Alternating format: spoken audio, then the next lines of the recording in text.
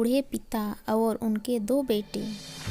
सेठ पवनलाल के 2 पुत्र में जायदाद और जमीन का बंटवारा चल रहा था और एक 4 बेडरूम के घर को लेकर विवाद गहराता जा रहा था।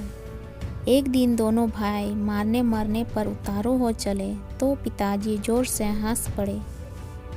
पिताजी को हंसता देखकर दोनों भाई लड़ाई को भूल गए और पिताजी से हंसी का कारण पूछा। पिताजी ने कहा, इस छोटी सी जमीन के टुकड़े के लिए इतना लड़ रहे हो, छोड़ो उसे। आओ मेरे साथ, एक अनमोल खजाना दिखाता हूँ मैं तुम्हें।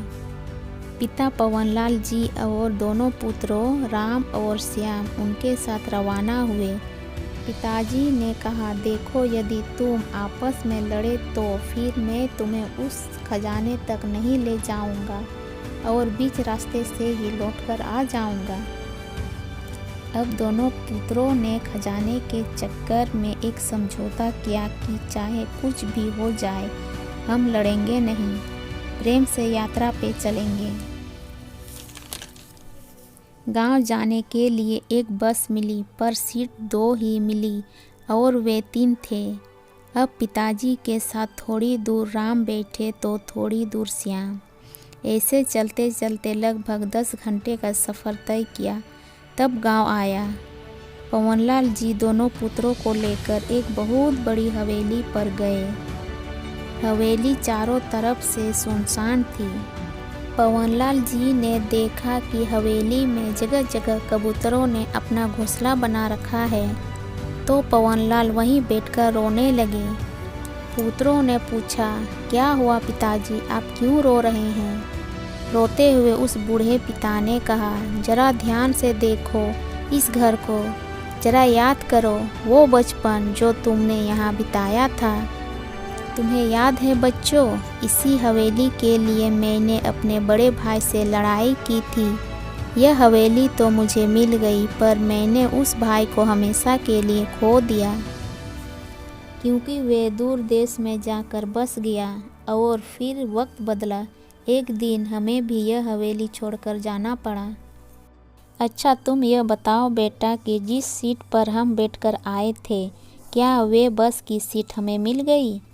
और मिल भी जाती तो क्या वे सीट हमेशा हमेशा के लिए हमारी हो जाती? मतलब कि उस सीट पर हमारे सिवा कोई और न बैठ सकता? दोनों पुत्रों ने एक साथ कहा कि ऐसे कैसे हो सकता है, बस की यात्रा तो चलती ही रहती है और उस बस पर सवारियां बदलती रहती है।